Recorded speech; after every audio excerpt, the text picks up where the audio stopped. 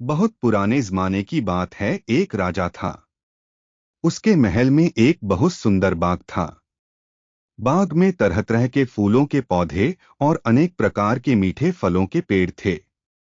लेकिन इस बाग में सबसे आश्चर्यजनक चीज थी, एक सेब का पेड़ था जिसमें सोने के सेब लगते थे।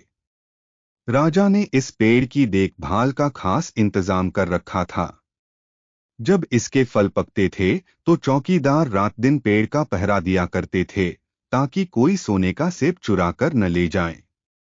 लेकिन एक दिन की बात है कि बाग के माली ने जब सोने के सेबों को गिना तो उसमें से एक सेब गायब था। उसने दौड़कर राजा को खबर दी। राजा फौरन बाग में पहुंचा। उसे यह देखकर बड़ा आश्चर्य हुआ कि देखभाल का इतना पक्का इंतजाम होने पर भी एक सेब किसी ने चुरा लिया।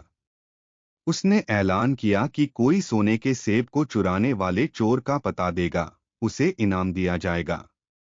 सबसे बड़े राजकुमार ने राजा से कहा कि रात में वह पहरा देगा और चोर को पकड़ने की कोशिश करेगा।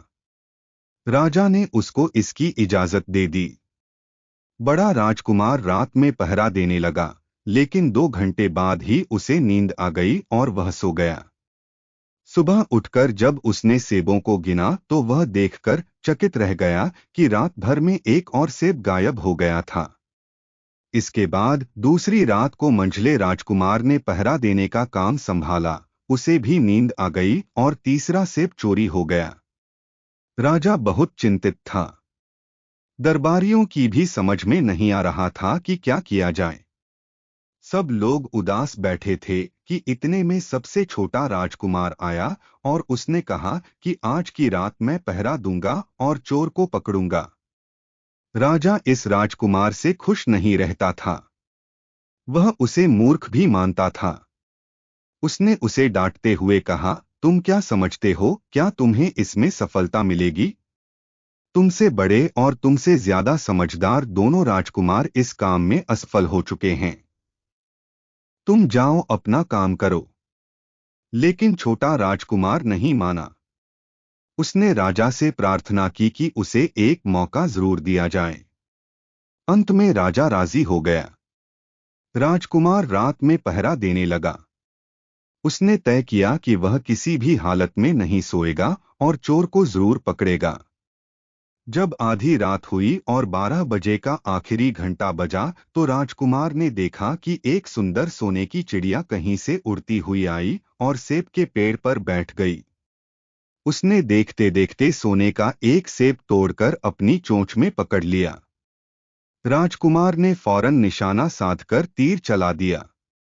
लेकिन तीर चिड़िया को नहीं लगा और वह पंख फड़फड़ाकर उड़ गई। हाँ, इतना अवश्य हुआ कि उसका एक सुनहरा पंख टूटकर जमीन पर आ गिरा। दूसरे दिन सुबह राजकुमार ने राजा को सारी बात बता दी और वह सोने का पंख उनके सामने रख दिया। पंख इतना सुंदर और इतना कीमती था कि राजा उसे देखता ही रह गया। उसने कहा, अगर उस चिड़िया का एक पंख इतना सुंदर है तो वह पूरी चिड़िया कितनी सुंदर होगी। मैं चाहता हूं कि उस चिड़िया को कोई पकड़ लाए। सबसे पहले बड़ा राजकुमार इस काम के लिए रवाना हुआ। चलते चलते वह एक जंगल में पहुंचा। वहां उसने एक लोमड़ी को एक पेड़ के नीचे आराम करते हुए देखा। राजकुमार ने मौका देखकर तीर अपने धनुष पर चढ़ा लिया। वह तीर छोड़ने ही जा रहा था कि लोमड़ी ने चिल्लाकर कहा, राजकुमार, मुझे मत मारो। मुझे पता है कि तुम सोने की चिड़िया की खोज में निकले हो। तुम मेरी राय मानो तो तुम्हारा काम जल्दी ही पूरा हो जाएगा। तुम इसी रास्ते से सीधे चले जाओ। शाम होने पर तुम एक गांव में पहुंचोगे। वहां तुम्हें आमने सामने 2 सरायें मिलेंगी। एक सराय खूब सजी सजाई और सुंदर सी होगी, लेकिन तुम उसमें मत ठहरना। तुम उसके सामने वाली दूसरी सराय में ठहरना, जो बहुत मामूली और देखने में भी भद्दी सी होगी। ऐसा करने पर तुम्हारा काम आसानी से पूरा हो जाएगा। लोमड़ी का बात सुनकर राजकुमार को हंसी आ गई। उसने डांटकर कहा, भाग जा यहां से। मुझे तुम्हारी सलाह की जरूरत नहीं है। यह कहकर उसने तीर छोड़ दिया। लेकिन लोमड़ी बहुत चालाक थी। वह बचकर निकल भागी। राजकुमार आगे चलता गया। शाम को जब वह एक गांव में पहुंचा तो उसने देखा कि वहां सड़क के किनारे सचमुच दो सराय थीं। उनमें से एक सराय खूब सजी सजाई थी और उसके अंदर से लोगों के नाचने गाने की आवाजें आ रही थीं। दूसरी सराय भद्दी सी थी और वहां अंधेरा घिरा हुआ था। राजकुमार सजी सजाई सराय में ठहर गया। थोड़ी देर में वह भूल गया कि वह असल में सोने की चिड़िया की खोज में निकला था। उधर जब काफी समय बीत गया और बड़ा राजकुमार नहीं लौटा तो मंझला राजकुमार सोने की चिड़िया की खोज में चल पड़ा। वह भी उसी तरह चलते चलते जंगल में पहुंचा तो वही लोमड़ी उसे भी मिली। इस राजकुमार ने भी लोमड़ी की बात पर कोई ध्यान नहीं दिया। जब वह शाम को उस गांव में पहुंचा तो बड़े राजकुमार की तरह सजी सजाई सराय में ठहरा। वहां के नाच रंग में मस्त होकर वह भी अपना काम भूल गया। यहां तक कि उसे घर लौटने की भी सुध न रही। अंत में सबसे छोटे राजकुमार ने राजा से कहा कि मैं सोने की चिड़िया की खोज में जाऊंगा। राजा को विश्वास था कि जब उससे बड़े दोनों राजकुमार इस काम में सफल नहीं हुए तो इसे और भी सफलता नहीं मिलेगी। लेकिन उसके जिद करने पर राजा ने उसे इजाजत दे दी। छोटा राजकुमार तैयार होकर सोने की चिड़िया की खोज में निकला। जंगल में उसे भी लोमड़ी मिली। राजकुमार ने लोमड़ी की बात को ध्यान से सुना और लोमड़ी से कहा, ठीक है, तुम जैसे कह रही हो मैं वैसा ही करूंगा। अब तुम जाओ, मैं तुम्हें नहीं मारूंगा। इस पर लोमड़ी खुश होकर बोली, तुम सबसे अच्छे लड़के मालूम होते हो। तुमने मेरी बात बात का मजाक नहीं उड़ाया और मुझ पर तीर नहीं चलाया। मैं तुमसे खुश हूं और तुम्हारी मदद करूंगी। आओ तुम मेरी पूंछ पर बैठ जाओ। मैं तुम्हें उस सराय तक पहुंचा देती हूं। देखते देखते लोमड़ी की पूंछ काफी बड़ी हो गई और राजकुमार उस पर बैठ गया। उसके बैठते ही लोमड़ी हवा में उड़ने लगी और थोड़ी ही देर में मैदानों और पहाड़ों को पार करके उसी गांव में जा पहुंची। राजकुमार ने उसकी सलाह को मानकर छोटी और पुरानी सराय में ही डेरा डाल दिया। वह दूसरी सजी सजाई सराय से दूर ही रहा। दूसरे दिन सुबह उठकर जब वह आगे बढ़ा तो कुछ दूर चलने पर उसे वह लोमड़ी फिर से रास्ते में मिल गई।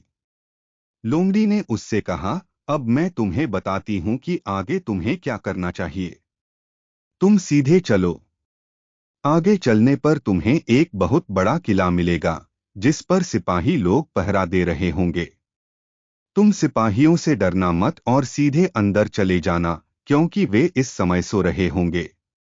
तुम बेधड़क होकर किले में घुसते चले जाना और उनके कमरों को पार करते हुए उस जगह पहुंच जाना जहां लकड़ी के एक मामूली से पिंजरे में सोने की चिड़िया बंद है। तुम चिड़िया को पिंजरे सहित उठाकर किले से बाहर ले आना। लेकिन एक बात याद रखना, चिड़िया के पिंजरे के पास ही एक बहुत सुंदर सा सोने का पिंजरा भी रखा होगा।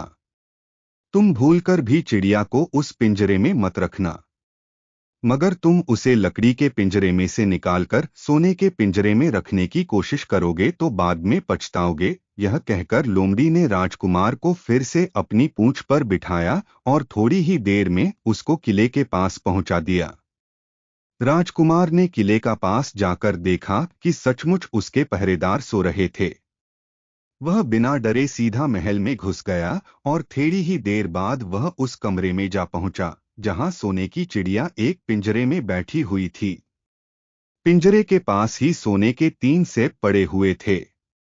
इन सेबों को देखकर राजकुमार ने फौरन पहचान लिया कि ये सेब उसके पिता के बाग के ही थे। सोने की चिड़िया इतनी सुंदर थी कि राजकुमार उसको देखता ही रह गया। वह उसको उठाकर लाने ही वाला था कि उसकी नजर पास ही पड़े एक सुंदर से पिंजड़े पर पड़ी। वह पिंजड़ा बहुत सुंदर था और उसमें तरह तरह के कीमती पत्थर जड़े हुए थे। सोने की चिड़िया के लिए वही पिंजरा ठीक मालूम पड़ता था। राजकुमार लोमड़ी की बात को भूल गया और उसने सोने की चिड़िया को लकड़ी के पिंजरे से निकालकर सोने के पिंजरे में बंद कर दिया। लेकिन नए पिंजरे में आते ही चिड़िया ने खूब जोर जोर से शोर मचाना शुरू कर दिया। राजकुमार पिंजरे को उठाकर कमरे से बाहर भी नहीं निकल पाया था कि बहुत से सिपाही कमरे में घुस आए और उन्होंने राजकुमार को पकड़ लिया। अब राजकुमार को अपनी भूल का पता चला। उसे याद आया कि लोमड़ी ने उससे क्या कहा था। लेकिन अब क्या हो सकता था? सिपाही उसे खींचते हुए राजा के दरबार में ले गए। राजा के पूछने पर राजकुमार ने सारी बात कह सुनाई। राजा बोला, तुम मेरे महल में चोरी करने के लिए घुसे थे। मैं तुमको माफ नहीं कर सकता। तुम्हें फांसी की सजा दी जाएगी। लेकिन मैं तुम्हें एक मौका देता हूं। अगर तुम मेरे लिए सोने का घोड़ा ला दो तो मैं न सिर्फ तुम्हें छोड़ दूंगा बल्कि सोने की चिड़िया भी तुमको दे दूंगा। राजकुमार को अपनी जान बचाने के लिए राजा की शर्त माननी पड़ी। अब वह सोने के घोड़े की तलाश में निकला। किले के बाहर जाने पर उसने देखा कि लोमड़ी का उसका इंतजार कर रही है। उसने लोमड़ी को सारी बातें बताईं। लोमड़ी ने निराश होते हुए कहा, मैं अब तुम्हारी कोई मदद नहीं करूंगी। तुमने मेरे कहने के अनुसार नहीं किया। मैंने जिस तरह से कहा था, अगर तुम उस तरह से काम करते तो इस मुसीबत में नहीं फंसते और सोने की चिड़िया तुम्हें मिल जाती। राजकुमार बोला, इस बार मुझे माफ कर दो। मुझसे गलती हो गई। मेरा काम तुम्हारी सहायता के बिना नहीं चलेगा। मुझे राजा ने सोने का घोड़ा लाने के लिए कहा है, वरना वह मुझे फांसी पर चढ़ा देगा। लोमड़ी ने कहा, खैर मैं तुम्हें माफ करती हूं। अब तुम ऐसा करो कि मेरी पूंछ पर बैठकर सीधे चले चलो। कुछ दूर जाने पर तुम्हें एक दूसरा किला मिलेगा। उसी किले की घुड़साल में तुम्हें सोने का घोड़ा बंधा हुआ मिलेगा। महल के नौकर चाकर सब सो रहे होंगे। तुम चुपचाप जाना और घोड़े को खोल लेना। लेकिन एक बात याद रखना, वहां घोड़े के पास ही घोड़े पर कसने के लिए दो जीनें रखी होंगी। उसमें से एक तो पुरानी चमड़े की जीन होगी और दूसरी सोने की जीन होगी। तुम सोने की जीन को छूना भी मत और उस घोड़े पर पुरानी चमड़े की जीन को कसकर सवार हो जाना और उसे दौड़ते हुए किले से बाहर चले आना। राजकुमार ने वादा किया कि वह ठीक ठीक वैसा ही करेगा। लोमड़ी ने उसको अपनी पूंछ पर बैठाया और कुछ ही देर में वह उसे ले किले के पास जा पहुंची। किले के पास पहुंचते ही लोमड़ी ने उसे नीचे उतारा और फिर वहां से चली गई। राजकुमार सीधा फाटक से किले में घुस गया। अंदर जाकर उसने देखा कि वहां के सभी नौकर चाकर सोए हुए थे। थोड़ी ही देर में वह किले की घुड़साल में जा पहुंचा। वहां एक बहुत सुंदर सुनहरा घोड़ा बंधा हुआ था। राजकुमार ने पास जाकर देखा कि वह घोड़ा सचमुच सोने का था। ऐसा सुंदर घोड़ा उसने सपने में भी नहीं देखा था। उसने आगे बढ़कर घोड़े को खोल लिया। जब वह बाहर निकलने लगा तो उसकी नजर एक कोने में पड़ी हुई सोने की जीन पर गई। यह जीन बहुत सुंदर थी और इसमें हीरे मोती जड़े हुए थे। उसके पास ही एक फटी पुरानी चमड़े की जीन पड़ी हुई थी। इतने सुंदर घोड़े पर पुराने चमड़े की जीन कसना राजकुमार को अच्छा नहीं लगा। उसने सोने की जीन उठा ली और घोड़े पर कसना शुरू किया। इतने में घोड़ा जोर से हिनहिना उठा। किले के नौकर चाकर जाग गए। थोड़ी ही देर में राजकुमार पकड़ लिया गया। राजकुमार को सिपाहियों ने हाथ बांधकर अपने राजा के सामने पेश किया। राजा ने सारी बातें सुनकर कहा, तुमने मेरे घोड़े को चुराने की कोशिश की है, इसलिए तुम्हें फांसी की सजा दी जाएगी। लेकिन अगर तुम मेरा एक काम कर दो तो मैं तुम्हें छोड़ सकता हूं। यहां से कुछ ही दूर एक सोने का महल है और उसमें बहुत सुंदर राजकुमारी रहती है। अगर तुम अपनी जान बचाना चाहते हो तो उस राजकुमारी को मेरे पास ले आओ। तुम्हें इनाम में यह सोने का घोड़ा दे दूंगा। बेचारा राजकुमार, वह फिर से एक नई मुसीबत में फंस गया। उसे मजबूर होकर राजा की शर्त माननी पड़ी। अब वह सोने के महल की खोज में निकला। कुछ दूर चलने पर फिर उसे वह लोमड़ी मिली। पता नहीं कैसे लोमड़ी को सारी बातें मालूम हो गई थीं। वह बोली, देखो, तुमने इस बार भी मेरी बात नहीं मानी। मेरी बात मान जाते तो यह नई मुसीबत तुम्हारे गले नहीं पड़ती। खैर, मुझे तुम पर दया आ रही है। मैं तुम्हारी मदद करूंगी। चलो, मैं तुमको सोने के महल के पास पहुंचाए देती हूं। तुम महल के बाहर ही कहीं पीछे छिपे रहना। जब उसमें से शाम को राजकुमारी तालाब में नहाने के लिए बाहर आए तो तुम आगे बढ़कर उसका हाथ पकड़ लेना। जैसे ही तुम उसको छूओगे, राजकुमारी तुम्हारे साथ आने के लिए राजी हो जाएगी। लेकिन एक बात याद रखना, तुम उसको वहां से अपने साथ ले आना। उसे वापस महल में मत जाने देना। वह तुमसे कहेगी कि मैं अभी अपने माता पिता से मिलकर आती हूं।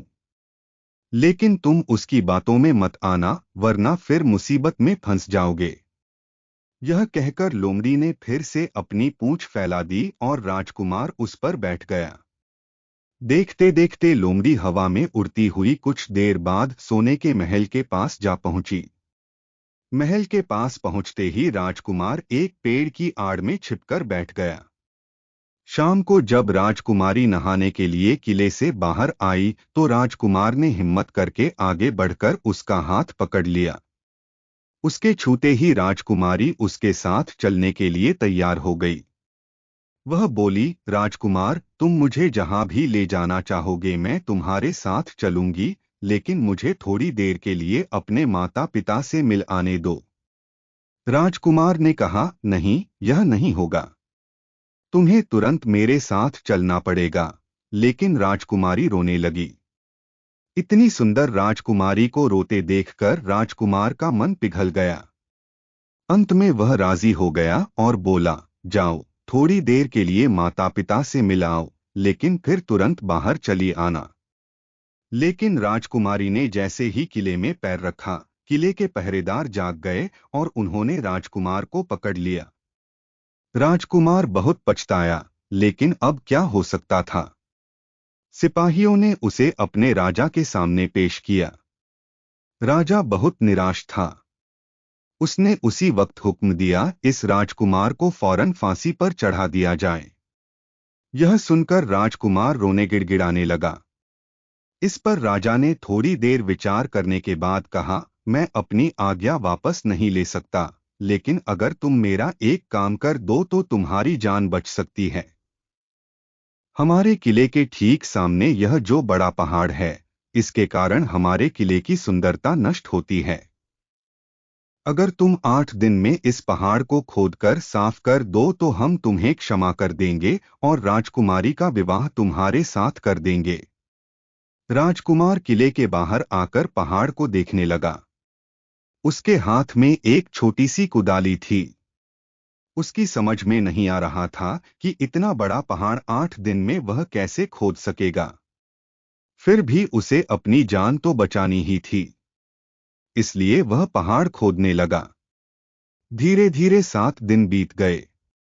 इतने दिन तक लगातार खोदने पर भी पहाड़ का सिर्फ एक कोना ही खोद सका। वह दुखी होकर बैठ गया। उसे अब अपने पर बहुत अधिक क्रोध आ रहा था। वह मन में कहने लगा कि अगर मैंने लोमड़ी की बात मान ली होती तो कितना अच्छा होता। लोमड़ी ने मुझको हर बार ठीक सलाह दी और मैं हर बार उसका कहना न मानकर नई से नई मुसीबत में फंस जाता हूँ। राजकुमार इस तरह सिर झुकाए बैठा था कि अचानक उसे अपने पैरों के पास लोमड़ी की पूंछ हिलती दिखाई दी। उसने नजर उठाकर देखा, सचमुच वही लोमड़ी खड़ी थी। लोमड़ी ने मुस्कराते हुए कहा, क्यों, क्या हाल है? इस बार तो तुम्हारी मदद करने की मेरी जरा भी इच्छा नहीं थी, लेकिन मैं 7 दिन से तुमको पहाड़ खोदते हुए देख रही हूं। मुझे दया आ गई और मैं तुम्हारी मदद के लिए चली आई। जाओ, तुम बहुत थक गए हो। सो जाओ, मैं थोड़ी ही देर में तुम्हारा काम पूरा कर दूंगी। इस बार राजकुमार ने तय कर लिया था कि अब वह लोमड़ी जिस तरह कहेगी वह उसी तरह करेगा। वह चुपचाप उठकर एक तरफ सोने चला गया। थोड़ी ही देर में उसे नींद आ गई। सुबह जब वह सोकर उठा तो उसे अपनी आंखों पर विश्वास नहीं हो रहा था। वहां कहीं भी पहाड़ का नाम नहीं था और महल का सुंदर दृश्य दिखाई दे रहा था। राजकुमार सीधा राजा के पास पहुंचा। राजा उसके काम पर बहुत खुश था। उसने तुरंत अपने वादे के अनुसार राजकुमारी के साथ उसका विवाह कर दिया। जब राजकुमार उस सुंदर राजकुमारी के साथ कुछ दूर चला तो उसे रास्ते में फिर वही लोमड़ी मिली। लोमड़ी बोली, बधाई हो राजकुमार। राजकुमारी के साथ तुम्हें देखकर मुझे बड़ी खुशी हो रही है। लेकिन अब तुम्हें सोने का घोड़ा और सोने की चिड़िया भी प्राप्त करनी चाहिए, क्योंकि वे दोनों चीजें तुम्हारे ही लायक हैं और तुम उन्हें आसानी से प्राप्त कर सकते हो। राजकुमार बोला, लेकिन भला मुझे सोने का घोड़ा और सोने की चिड़िया कैसे मिल सकती है? मैं तो इस राजकुमारी को भी उस राजा के लिए ले जा रहा हूं। लोमड़ी ने कहा, नहीं, तुम ऐसा काम कभी मत करना। इस राजकुमारी के साथ तुम्हारा विवाह हुआ है और यह अब तुम्हारी ही है। अगर तुम मेरे कहने के अनुसार काम करो तो तुम्हें सोने का घोड़ा और सोने की चिड़िया भी मिल सकती है। तुम पहले इस राजकुमारी को लेकर सोने के घोड़े वाले राजा के पास जाओ। राजा खुश होकर तुमको सोने का घोड़ा दे देगा। तुम घोड़े पर सवार हो जाना और सवार होकर सबसे विदा लेना। राजकुमारी से तुम सबसे बाद में विदा लेना। जैसे ही तुम राजकुमारी के पास पहुंचो, तुम उसे हाथ से पकड़कर घोड़े के ऊपर खींच लेना और घोड़े को दौड़ा देना। सोने का घोड़ा इतना तेज दौड़ता है कि दुनिया का तेज से तेज घोड़ा भी उसकी बराबरी नहीं कर सकता। जाओ, तुम पहले इतना काम पूरा करो।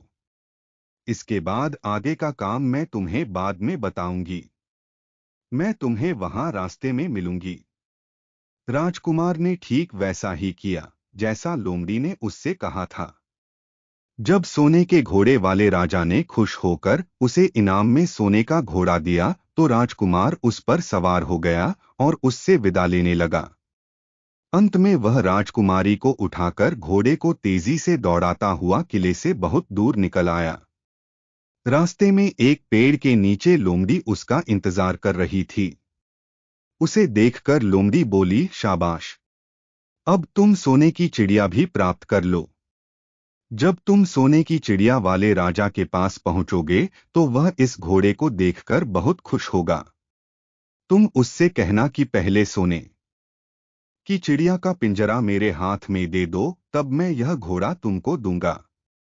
जब वह पिंजरा तुम्हारे पास लाए तो तुम पिंजरा उसके हाथ से छीन लेना और घोड़े को दौड़ा देना।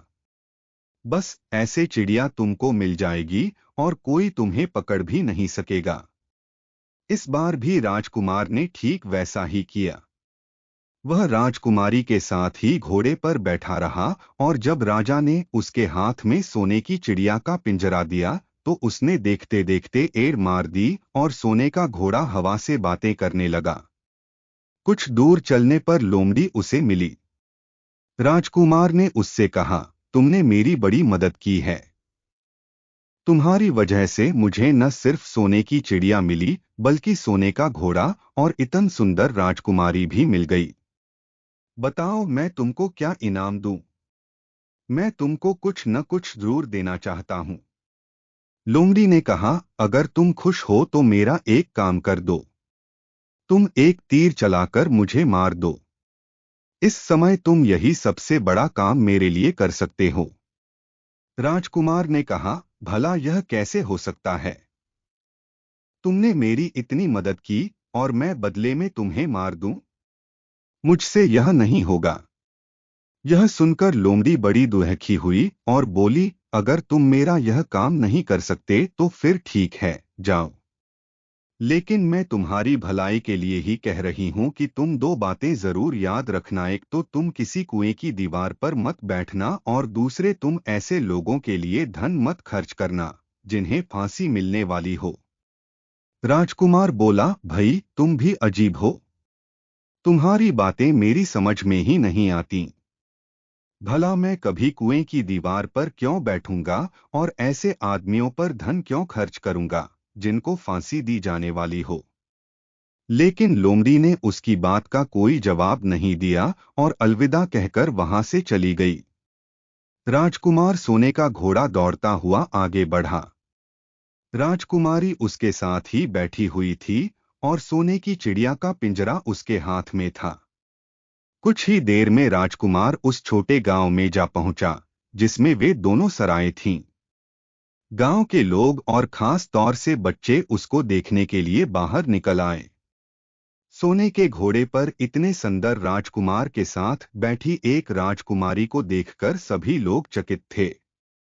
इतने में राजकुमार ने देखा कि गांव के बगीचे में एक जगह बहुत से लोग जमा हैं और कुछ शोर हो रहा है।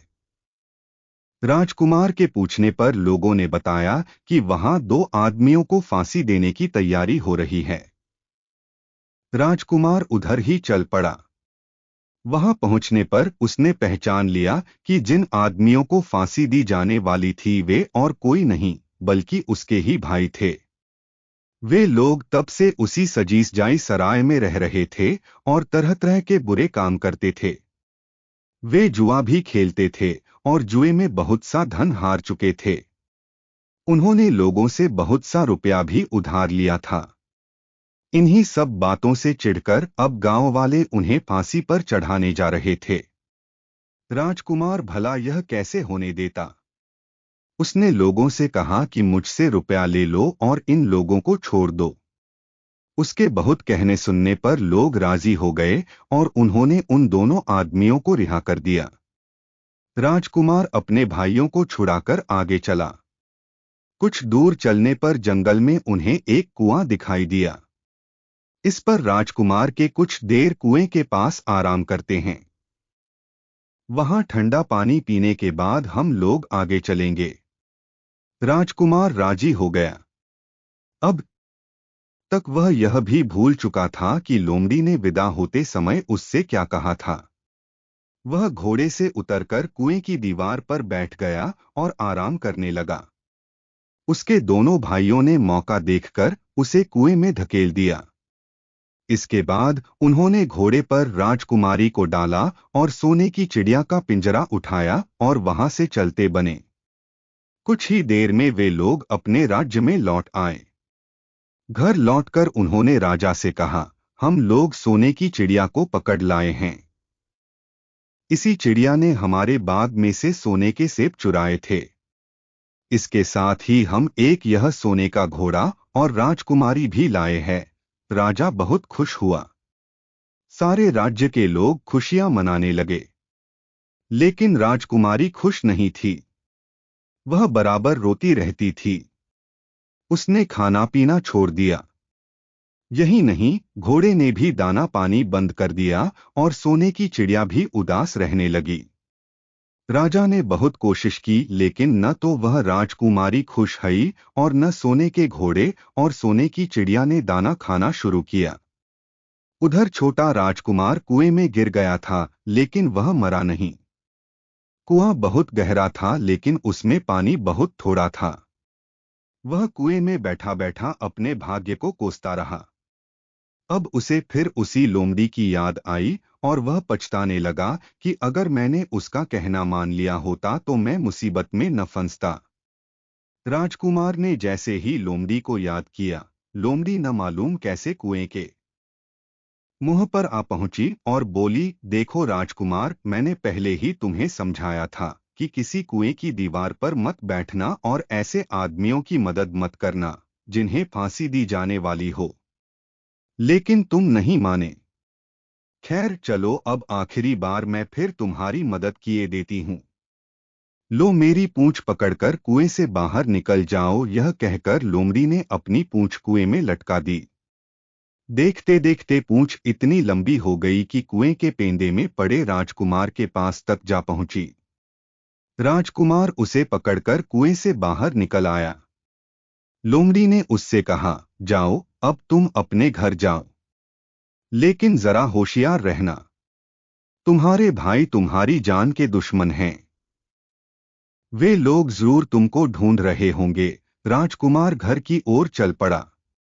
अपने राज में पहुंचने पर उसे एक भिखारी मिला। भिखारी को उसने अपने सुंदर कपड़े दान में दे दिए और उनके भद्दे पुराने कपड़े पहन लिए। इस तरह भेष बदलकर वह अपने किले में पहुंचा। वहां उसके पहुंचने पर एक बड़ी आश्चर्यजनक बात हुई। सोने का घोड़ा खुशी से हिनहिनाने लगा और दाना खाने लगा। सोने की चिड़िया भी अपने पिंजरे में खुशी से फुदकने लगी और गाना गाने लगी। राजकुमारी ने अपने आंसू पोंछ डाले और वह भी खुश दिखाई देने लगी। लेकिन राजा की समझ में कुछ नहीं आया। उसने राजकुमारी से इसका कारण पूछा तो वह बोली, मैंने तो पहले ही आपको सारी कहानी बता दी थी। आपके बड़े और मंझले राजकुमार ने छोटे राजकुमार के साथ धोखा किया है। इन्होंने आपको भी धोखा दिया है। लेकिन अब आपका छोटा राजकुमार यहां पर आ पहुंचा है, इसीलिए मुझे बेहद खुशी हो रही है। उसी के साथ मेरी शादी हुई है और मैं उसके साथ ही सुखी रह सकती हूं। फिर उसने मैले कुचैले कपड़े पहने एक आदमी की ओर इशारा करते हुए कहा, वह रहा आपका छोटा राजकुमार। राजा ने भी अपने छोटे लड़के को पहचान लिया। अब राजा ने अपने छोटे बेटे के बारे में अपने विचार बदल दिए। अब वह उसको बहुत समझदार और बहादुर मानने लगा और उससे बहुत अधिक प्यार करने लगा। उसने उसको राजगद्दी पर बिठाने का निश्चय किया। बड़े और मंझले राजकुमार ने अपने छोटे भाई को ही धोखा नहीं दिया था, बल्कि राजा को भी धोखा दिया था। इससे राजा उनसे बहुत नाराज था। उसने उन दोनों को अपने राज्य से निकलवा दिया।